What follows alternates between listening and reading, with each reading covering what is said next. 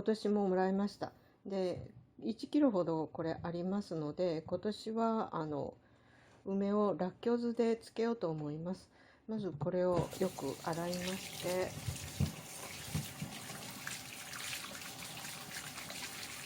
よく洗って水につけます。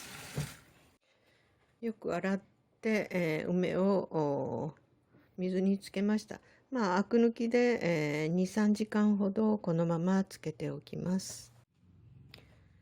3時間ほど水につけて、アクを取りました。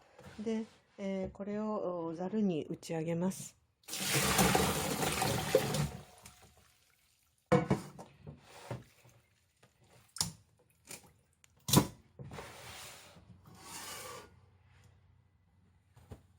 ざるに打ち上げましたら、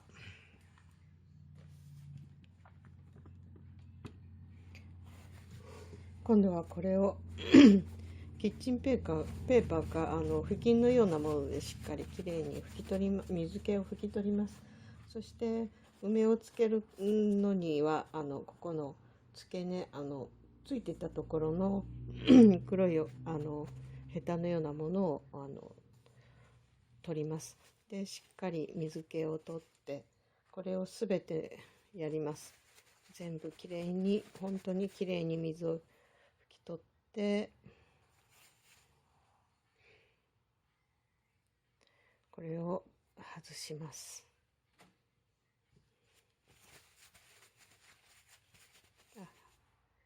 外れましたね。きれいに拭き取って外します。これをすべてやります。ヘタを全部取りましたら、今度は熱湯消毒をしてよく乾燥させた、瓶に入れます。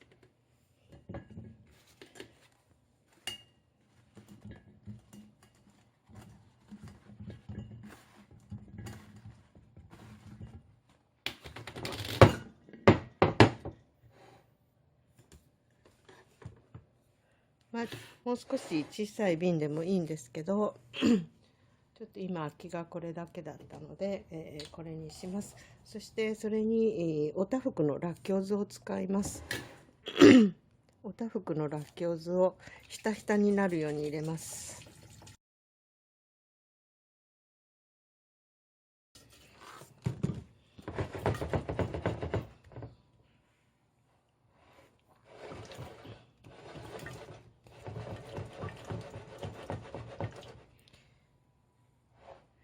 少し下の方が浮いてますので、時々揺さぶりながらしっかり下の方に下ろしていきます。